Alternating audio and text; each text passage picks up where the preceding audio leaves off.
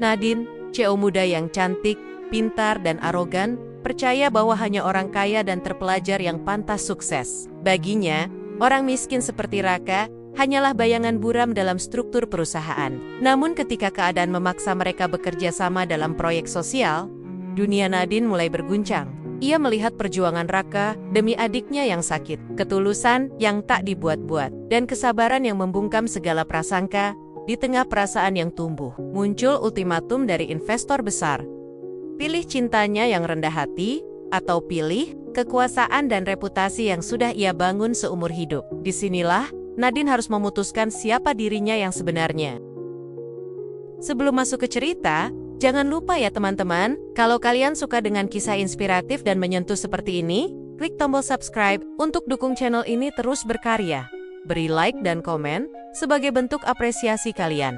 Dan jangan lupa doakan juga untuk semua penonton yang sedang berjuang dalam hidupnya, semoga dimudahkan rezekinya, diberi kesehatan, dan dilapangkan hatinya. Yuk kita mulai ceritanya.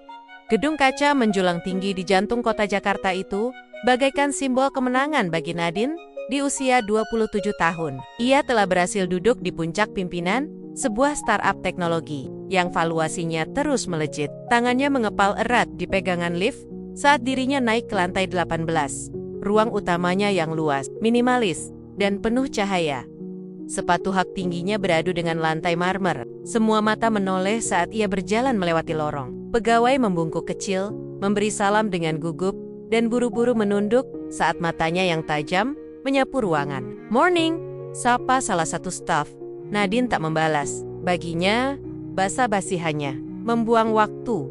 Ia membuka pintu ruangannya dan langsung menjatuhkan tas di meja. Dalam hitungan detik, kopi hitam favoritnya sudah siap. Di situ, rakop kantor datang dengan senyumnya yang khas. Tangannya masih sedikit kotor karena baru saja menyapu tangga darurat. "Selamat pagi Bu Nadine, ini kopinya," ucapnya sopan Nadine. Melirik sekilas, lalu mengangguk tanpa berkata apa-apa. Saat Raka hendak pergi, Nadine menambahkan dengan nada datar, "Besok pakai sarung tangan kalau nyeduh kopi. Tangan kamu bau pel." Raka hanya tertawa kecil. "Siap Bu, maaf, belum sempat cuci tangan. Tadi lift mati, jadi saya naik turun bawa galon." Nadine menutup laptopnya dengan keras. "Alexandre, kalau kamu profesional, kamu tahu apa yang harus dikerjakan tanpa diminta?" Tanpa menjawab, Raka hanya tersenyum lagi. Senyum yang entah kenapa terasa tidak pada tempatnya, tapi juga tidak bisa dibenci. Ia menunduk, lalu meninggalkan ruangan. Bagi Nadine, orang seperti Raka itu tipikal rakyat pemalas. Pagi-pagi sudah senyum-senyum, padahal kerjanya cuma bawa air galon dan nyapu. Latar belakangnya jelas, sekolah pas-pasan, hidup pas-pasan, dan ambisi. Mungkin hanya sebatas bisa makan 3 kali sehari. Nadine kembali fokus ke laptopnya. Ia membuka laporan keuangan bulanan, membaca pesan investor dari Singapura, lalu mengecek kalender rapat. Semuanya berjalan sesuai rencana. Sampai email dari pemegang saham utama masuk dan mengacaukan moodnya. "Mulai bulan depan, kamu akan memimpin proyek CSR Corporate Social Responsibility. Kegiatan sosial melibatkan seluruh lapisan karyawan, termasuk op dan cleaning service." Matanya membelalak. "Apa-apaan ini?" Tanpa basa-basi, ia memanggil sekretarisnya. "Dina, ini siapa yang usul proyek absurd ini?" "Aku CEO, bukan pekerja sosial." Dina, perempuan lembut berusia 30-an yang sudah terbiasa dengan meledaknya emosi Nadine, menjawab dengan hati-hati, "Itu ide dari para pemegang saham. Mereka ingin perusahaan lebih dekat ke masyarakat, terutama setelah pemberitaan negatif soal PHK kemarin. Ini bagian dari strategi meredam kritik publik." Nadine mendengus. "Dan kenapa harus aku yang turun langsung?" Dina ragu menjawab, lalu akhirnya berkata, "Karena Bu Nadine, simbol perusahaan. Kalau ibu yang turun tangan, citra akan lebih kuat." Dengan malas, Nadine mengangguk. "Baik, aku ikut, tapi jangan harap aku akan meladeni op dan tukang pel. Kerja buat aku, bukan kerja bareng aku." Sementara itu di lantai 1, Raka baru saja menyeka keringat dari dahinya. Ia habis memindahkan 5 galon ke pantry dan mengepel 2 koridor. Di kantong belakangnya, ada bungkus plastik obat yang sudah terlipat berkeli-keli, obat jantung milik adiknya, Rani, yang makin hari makin sulit dibeli. "Rani harus kontrol minggu depan," gumamnya, setengah berbicara dengan lantai. "Ayo," sebentar di kursi pantry, membuka dompet kecil dari kulit sintetis yang mulai terkelupas. Isinya 2 lembar, 50 ribuan, dan 1 foto kecil. Dirinya dan Rani tersenyum di depan puskesmas. Raka menghela napas panjang. Nggak apa-apa, Ra. Yang penting kamu sehat, bisa kerja. Rani butuh kamu. Hari berlalu cepat. Saat sore menjelang, suasana kantor berubah lebih santai. Beberapa pegawai mulai bercanda di pantry, membicarakan proyek CSR yang akan datang. Dengar-dengar, Bu Nadine harus kerja bareng Op, celetuk seorang staf. Masa? Waduh, kasihan Opnya, sahut yang lain disambut tawa. Raka hanya tersenyum sambil membersihkan meja. Dalam hatinya, ia berharap ia bukan orang yang ditunjuk mendampingi Nadine. Tapi takdir kadang suka bercanda. Keesokan harinya, saat ia baru saja mengganti air galon, kepala acar mendekatinya sambil membawa surat tugas. Raka, kamu ditunjuk jadi asisten lapangan untuk proyek sosial. Kerja langsung bareng Bu Nadine mulai minggu depan. Raka terpaku. Saya, Pak? Iya. Katanya kamu yang paling cepat, paling rapi, dan paling sabar, kata si kepala Hatar sambil tersenyum simpul.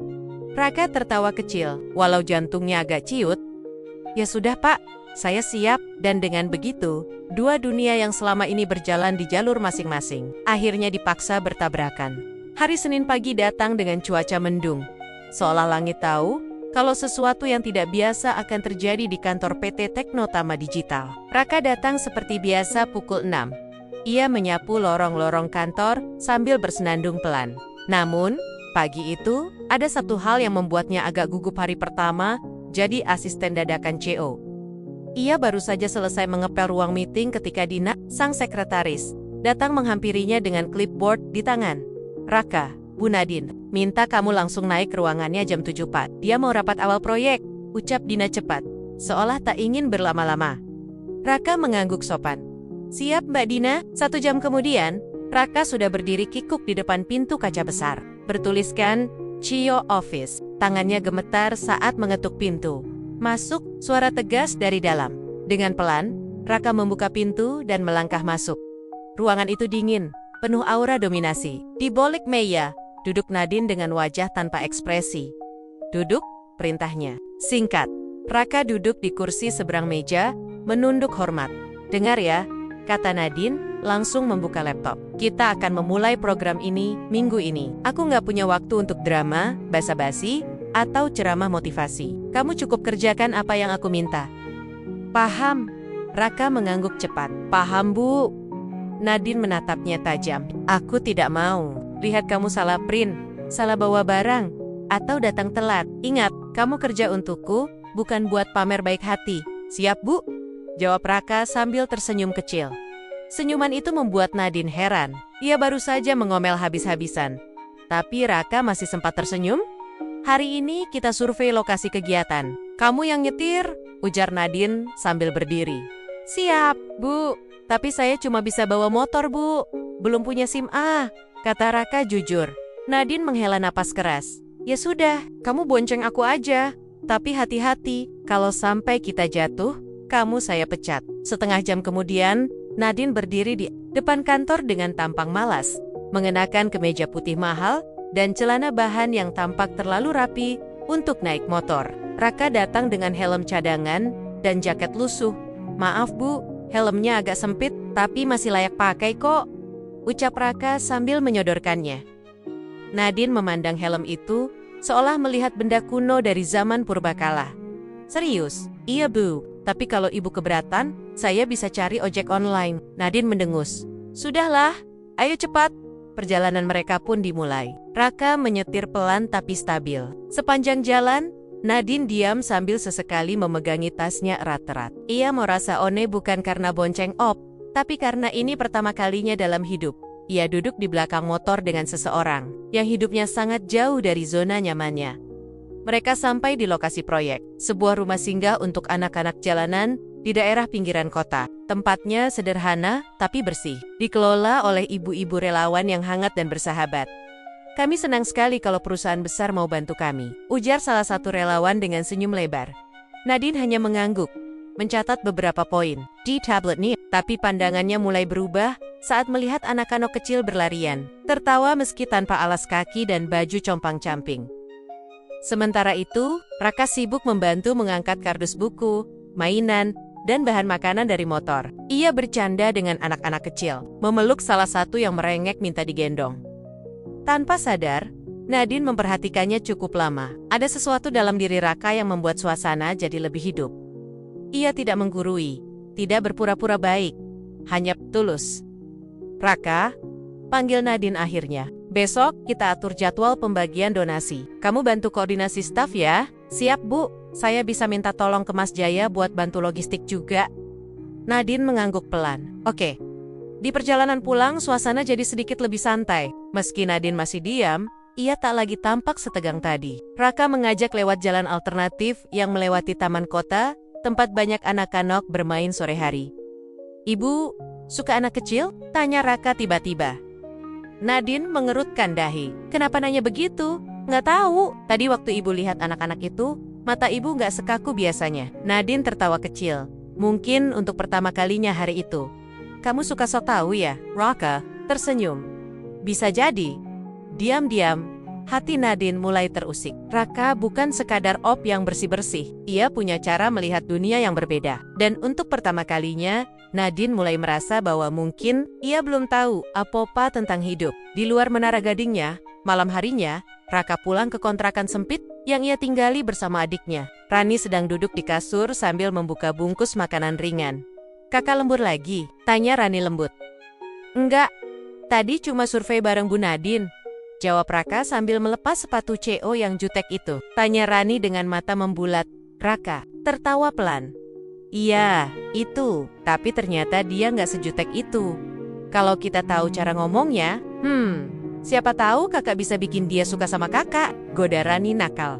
Raka tersenyum, tapi matanya menatap kosong ke atap kamar.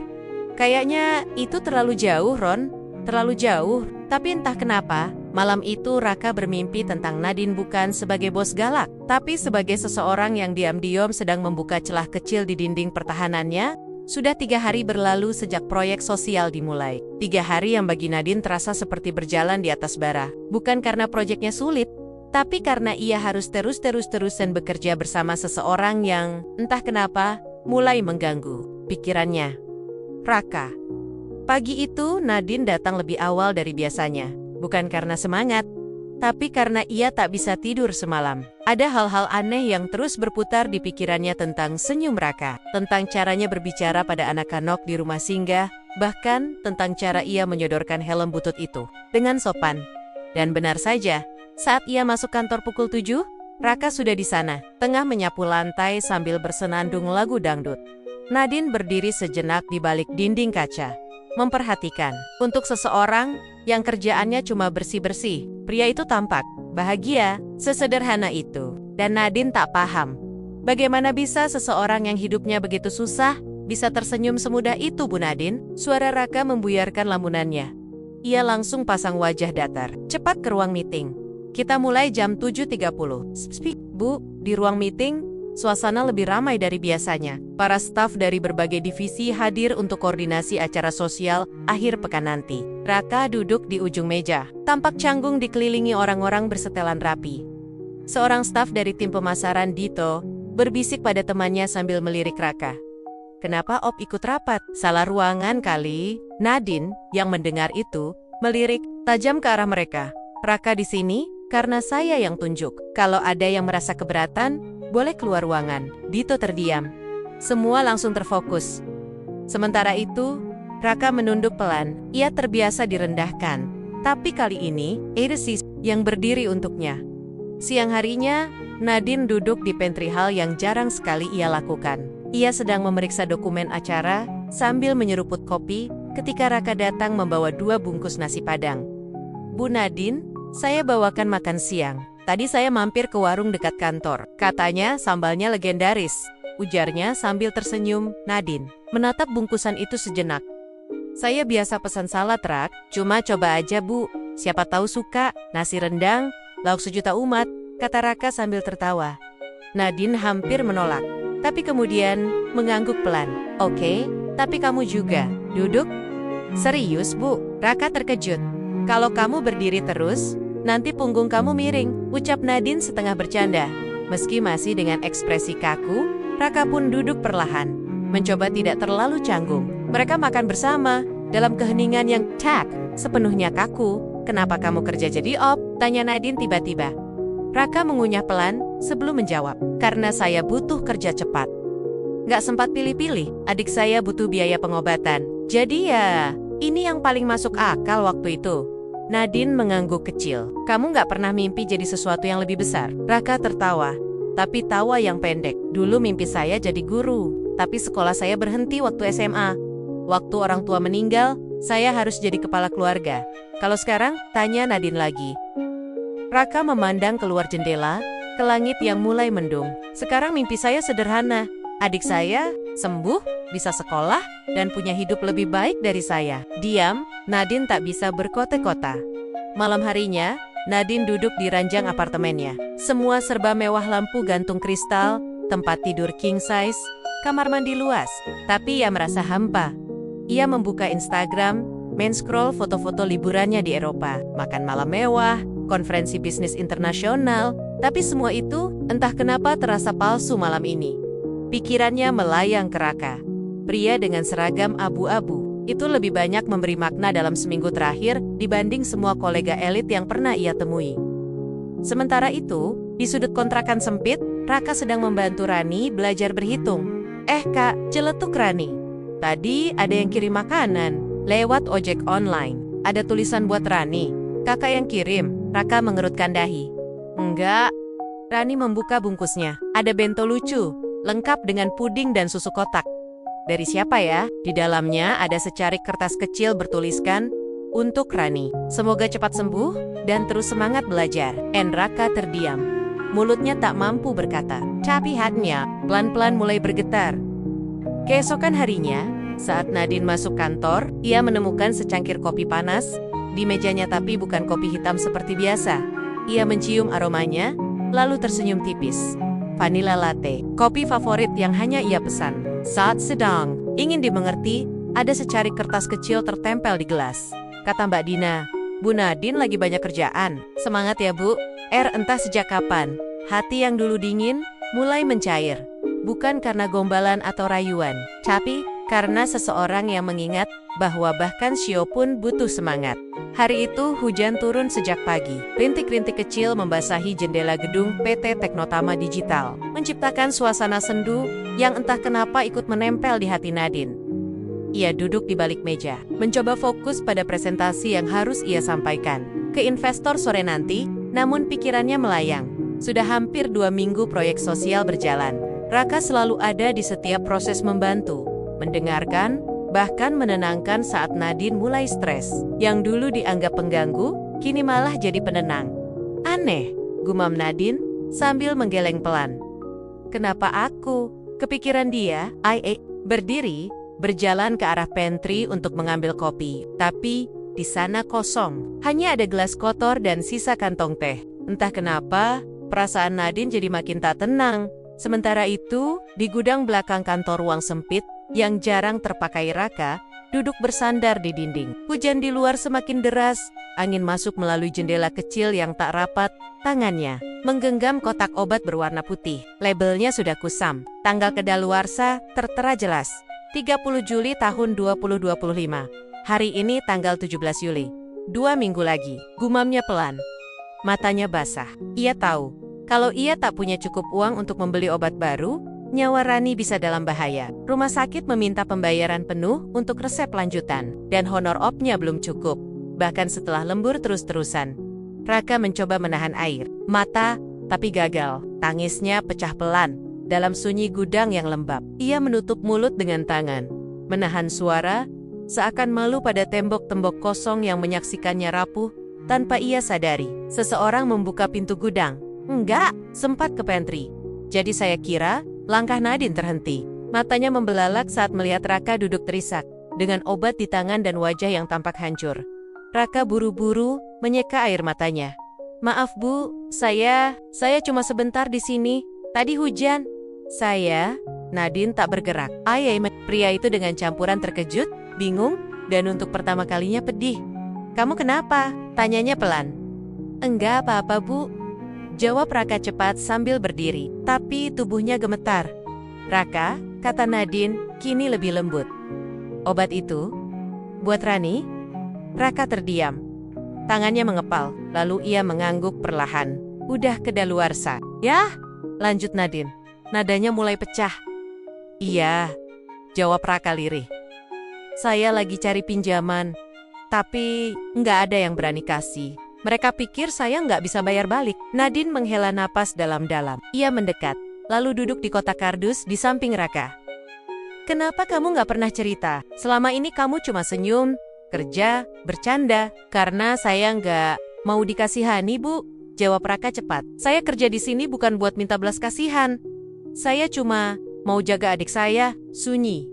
Hanya suara hujan yang menemani mereka.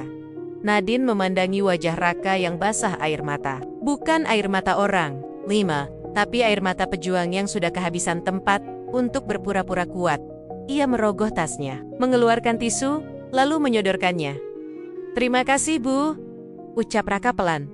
Kamu tahu, Ra, ujar Nadine pelan. Aku selalu berpikir, orang seperti kamu itu malas, manja, nyerah sama hidup. Tapi ternyata, kamu lebih kuat dari siapapun yang aku kenal. Raka hanya menunduk. Ia tak tahu harus berkata apa. Mulai sekarang, kamu nggak sendiri. Lanjut Nadine. Kita cari cara sama-sama. Aku akan bantu sebisaku. Mata Raka membulat. Bu Nadine, aku bukan malaikat, potong Nadine. Aku masih belajar, jadi manusia. Dan kamu yang ngajarin aku. Mereka terdiam. Tapi di dalam diam itu, ada sesuatu yang tumbuh halus, hangat, dan belum mereka beri nama. Bukan hanya simpati, bukan sekadar iba, tapi sesuatu yang lebih dalam dari itu. Sore, harinya, hujan reda. Raka kembali bekerja, kali ini dengan langkah lebih ringan. Sementara Nadine yang biasanya pulang tepat waktu memilih, duduk di depan laptopnya lebih lama. Ia membuka catatan pengeluaran pribadi, menghitung. Ia memutuskan, malam ini ia akan transfer dana ke rekening rumah sakit Rani, bukan sebagai bos, bukan karena kasihan, tapi karena ia ingin menjaga seseorang yang selama ini menjaga banyak orang dayam-dayam. Di layar laptop, satu pesan masuk dari investor Singapura. Judulnya singkat, ketahuan dekat dengan OB. Apa yang kamu pikirkan, Nadine? Dahi Nadine menggorniat. Tapi kali ini, ia tidak langsung panik, karena untuk pertama kalinya, ia merasa hatinya memilih jalannya sendiri. Dan mungkin, ia siap untuk mempertaruhkan semuanya demi sebuah kebaikan yang tidak diajarkan di bangku kuliah, tapi di sudut gudang, bersama seorang op yang sedang menangis.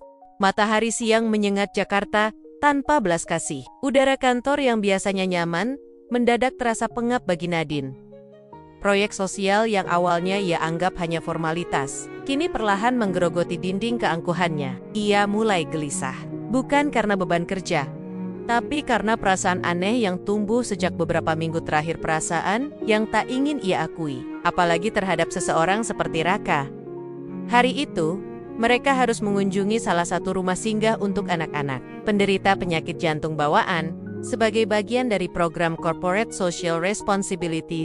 Raka yang sudah terbiasa dengan tempat itu, menjadi lebih hidup dari biasanya. Ia menyapa anak-anak satu persatu dengan senyum lebar, menggendong yang kecil, dan sesekali melucu hingga mereka tertawa lepas.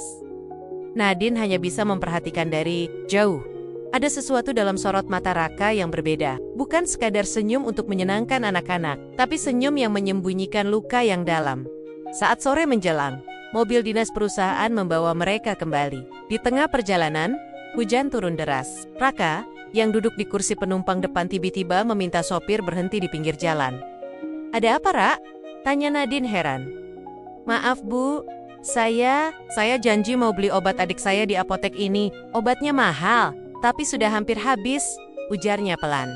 Nadine spontan turun, ikut berteduh di bawah atap toko. Saat melihat dari balik kaca etalase, ia melihat Raka mengeluarkan selembar uang yang tampak lusuh. Tangannya gemetar saat membayar, lalu bertanya dengan suara cemas kepada apoteker. Yang ini kadaluarsanya kapan, Mbak? Nadine terdiam. Iya, baru tahu bahwa seseorang bisa sampai sebegitu hati-hatinya hanya demi sebutir obat. Dunia Raka begitu jauh dari kemewahan dan kelimpahan yang biasa ia jalani. Ketika Raka kembali ke mobil, tangan Nadine tanpa sadar terulur mengambil plastik obat itu dan membaca labelnya, untuk gagal jantung kongestif. Gumam Nadine pelan. Adik saya, Rani.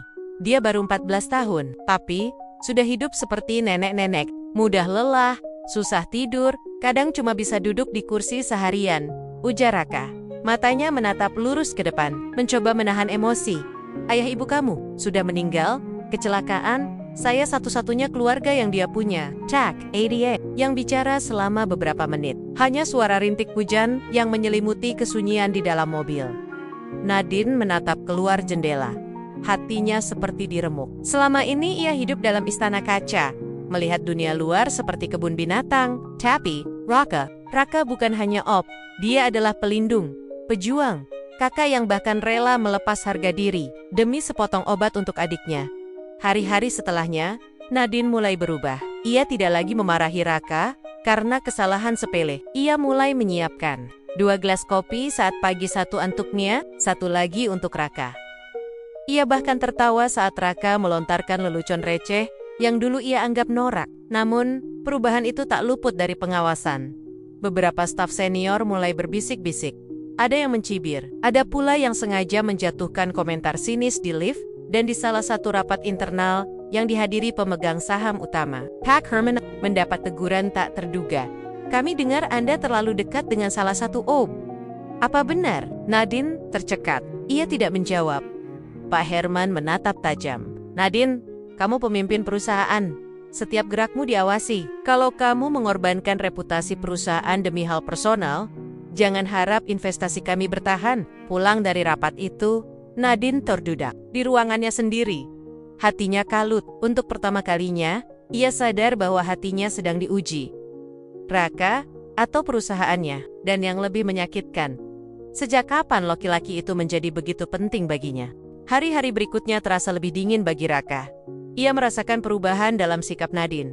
Senyum hangat itu menghilang. Ucapan ringan mereka saat istirahat kini berganti dengan jarak yang kaku. Nadine kembali menjadi sosok dingin, seperti saat pertama kali mereka bertemu, tegas, formal, dan menjaga batas seolah mereka tak pernah berbagi cerita di tengah hujan. Namun, yang tak dipahami Raka adalah pertempuran hebat yang tengah terjadi di dalam hati Nadine. Malam itu, Nadine duduk di kamar apartemennya yang sunyi. Ia menatap pantulan dirinya di cermin. Wanita sukses, muda, berkuasa. Tapi, ada luka baru di balik sorot matanya, luka karena harus menyangkal perasaannya sendiri. Ia membuka laptop dan membaca ulang email dari Pak Herman. Kami menghormati kontribusimu selama ini, tapi perusahaan ini bukan tempat untuk drama personal. Fokus. Jangan campurkan perasaan dengan profesionalitas. Nadine menutup laptop itu dengan kasar. Air matanya menetes tanpa ia sadari. Ia ingin marah bukan hanya kepada Pak Herman atau sistem yang kejam, tapi juga kepada dirinya sendiri karena terlalu pengecut untuk melawan. Keesokan harinya, kantor menjadi lebih sibuk dari biasanya. Proyek sosial mereka masuk tahap akhir dan akan ditutup dengan acara besar yang mengundang media. Semua divisi ikut terlibat. Nadine berdiri di panggung, mengenakan blazer merah muda. Tampak sempurna di mata siapapun, tapi matanya main kari-kari seseorang, Raka, dan di sudut ruangan Raka berdiri, mengenakan seragam Op, membawa botol minum dan tisu untuk para tamu. Mata mereka bertemu sejenak, ada isyarat rindu, tapi juga ketakutan. Nadine menunduk. Sore harinya, saat tamu mulai meninggalkan aula, Raka memberanikan diri menghampiri ruang kerja Nadine. Maaf Bu, saya boleh bicara sebentar? Suaranya pelan. Nadine tidak langsung menoleh. Ia menutup laptop pelan, lalu mengangguk. Silakan duduk. Raka berdiri gugup, tak berani duduk. Saya tahu, mungkin saya sudah kelewat batas, tapi saya cuma mau bilang, saya nggak pernah niat bikin ibu malu. Saya cuma manusia biasa. Kalau perasaan saya ini bikin repot, saya siap mundur. Nadine menatapnya. Rahangnya mengeras. Kenapa kamu pikir semua ini salah kamu? Raka terdiam.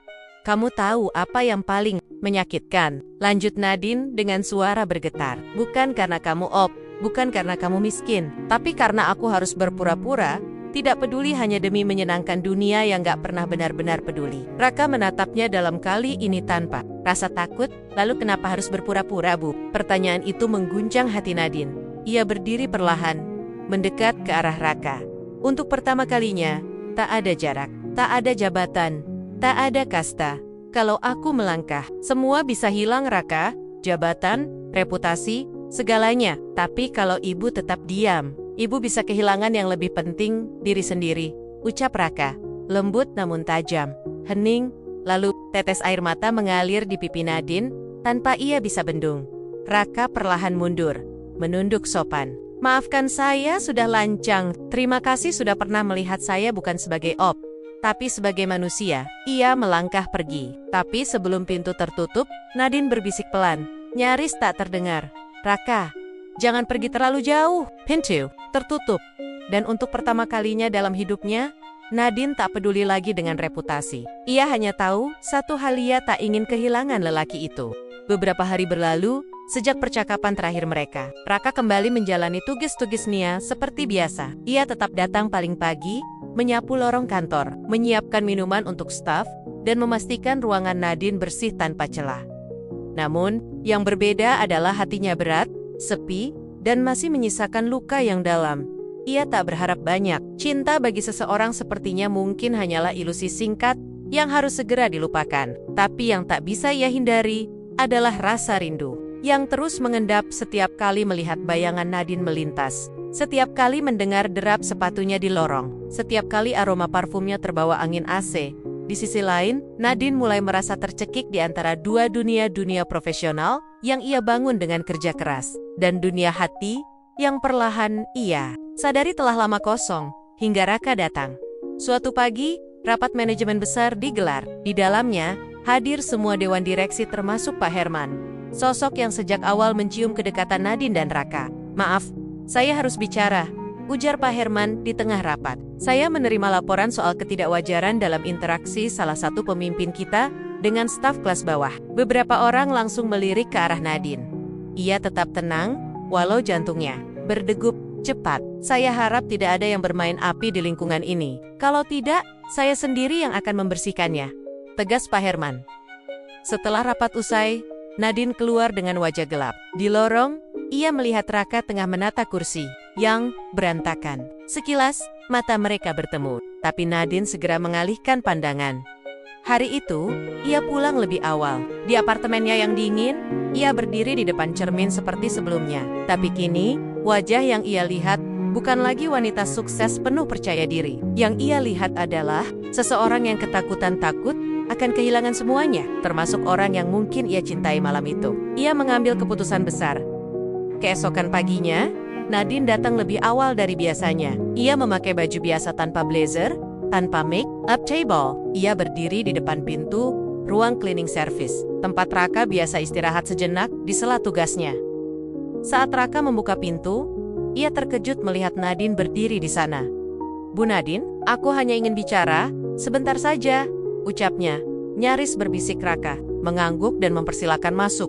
Ruangan itu sederhana, hanya ada kipas kecil dan bangku panjang kayu. Aku lelah Raka, ucap Nadine akhirnya, duduk perlahan. Selama ini aku pikir aku kuat, tapi ternyata tidak. Raka menatapnya penuh simpati, tidak berkata apa-apa. Aku bisa saja menolak perasaanku, pura-pura tak pernah terjadi apa-apa.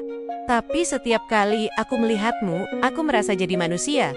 Bukan bos, bukan robot ambisius, tapi manusia yang bisa merasa dan mencinta. Raka menunduk, menahan emosi. Saya tidak pernah minta dicintai, Bu. Saya hanya ingin dilihat, dianggap ada, dihargai bukan karena jabatan atau harta. Nadine menatapnya. Mata mereka terkunci. Aku akan bicara pada Pak Herman, apapun risikonya. Raka terbelalak. Bu, jangan. Ibu bisa kehilangan semuanya. Apa gunanya semuanya? Kalau aku kehilangan kamu, keheningan menyelimuti mereka. Tak ada yang berkata-kata. Tapi di antara detik-detik itu, ada keputusan yang lahir. Sebuah keberanian yang tak lagi peduli pada dunia yang tak ramah. Nadine meraih tangan Raka, menggenggamnya erat. Kali ini, aku yang akan melawan. Hari itu menjadi hari paling menegangkan sepanjang karier Nadine. Sejak pagi, berita soal kedekatan tidak pantas antara atasan dan bawahan telah tersebar ke seluruh lantai kantor. Bisik-bisik terdengar di lorong. Para manajer mulai memasang wajah netral saat berpapasan dengannya. Tak sedikit pula yang dayam-dayum menseber. Namun Nadine tetap melangkah tegak, meski setiap langkahnya seperti diiringi tatapan tajam. Ia menuju ruang direksi, tempat Pak Herman dan dewan lainnya tengah mengadakan rapat mendadak. Tanpa diundang, ia membuka pintu dan melangkah masuk. "Permisi," ucapnya lantang. Semua menoleh. Pak Herman menaikkan alis. "Ada perlu apa, Nadine? Ada sesuatu yang harus saya sampaikan," katanya mantap. "Saya tahu kalian membicarakan saya, maka izinkan saya menjelaskan langsung." Suasana ruangan menjadi tegang. "Benar, saya punya kedekatan personal dengan Raka, op kita. Tapi saya ingin kalian tahu itu bukan aib. Saya tidak menyalahgunakan jabatan saya. Justru, saya melihat kualitas yang selama ini luput dari perhatian kalian. Ketekunan, kejujuran, dan kemanusiaan." Beberapa orang berbisik. Pak Herman menatapnya dingin. "Kamu sadar akibat dari pengakuan ini kan?" "Saya sadar. Dan saya siap menanggungnya. Termasuk kalau kamu harus mundur dari posisi CO." Sunyi. Namun Nadine menjawab, "Ya, karena saya lebih memilih hidup sebagai manusia daripada boneka sistem yang takut mencintai hanya karena jabatan." Pak Herman terdiam cukup lama sebelum akhirnya berkata, "Baik, kalau itu pilihanmu, silakan." Nadine menunduk hormat dan keluar ruangan. Beberapa hari berlalu media internal. Perusahaan mulai memberitakan bahwa Nadine resmi mundur dari jabatannya sebagai CO termuda. Berita itu mengejutkan banyak pihak, tapi tak sedikit yang juga diam daya mengagumi keberaniannya. Raka, ia sempat terpukul saat mendengar keputusan itu. Ia merasa bersalah, merasa telah menghancurkan masa depan seorang wanita luar biasa hanya karena cintanya. Namun ketika Nadine datang padanya dengan jeans biru dan kaos sederhana, bukan lagi dengan setelan kantor, Raka tahu, ini bukan tentang pengorbanan. Ini tentang pilihan. Mereka duduk bersama di taman kecil di belakang kantor. Tempat dulu mereka pertama kali berbincang panjang. "Apa sekarang kamu menyesal?" tanya Raka lirih. Nadine tersenyum kecil. "Justru ini pertama kalinya aku merasa bebas." Raka menatapnya dalam. "Lalu, kita mau kemana setelah ini?" Nadine menggenggam tangannya. "Kemanapun kamu mau. Tapi yang pasti, aku ingin memulai dari awal, tanpa jabatan, tanpa topeng. Hanya aku, kamu, dan hidup yang kita bangun bersama." Beberapa bulan kemudian, sebuah coffee shop mungil berdiri di sudut kota. Bertuliskan Raka dan Nadine dengan logo sederhana, bergambar dua tangan yang saling menggenggam di dalamnya. Raka sibuk meracik kopi sambil tersenyum hangat menyambut. Peleng di balik meja kasir, Nadine dengan rambut diikat simpel, melayani dengan ramah dan tawa, lepas jauh dari sosok Sheo Angku yang dulu dikenal orang. Mereka memang kehilangan segalanya di atas kertas, tapi mereka juga menemukan sesuatu yang jauh lebih mahal. Keberanian untuk mencintai dan hidup tanpa rasa takut.